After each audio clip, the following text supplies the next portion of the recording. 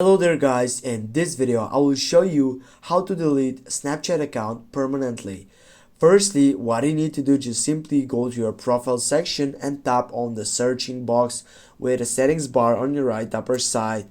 Then just scroll down and find for the support section which says I need help on the first selection. Then you need to wait to upload to the main point, and if you type on the second selection, my account security, you're gonna have the option for delete my account on the first selection.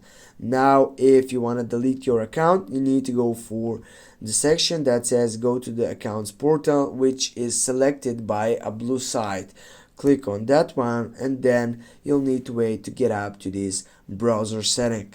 Now here you'll need to enter your password, and after that you'll need to go for continue, and your account will be deleted permanently. Thanks guys for watching. Don't forget to hit that like and share the video. See you soon guys.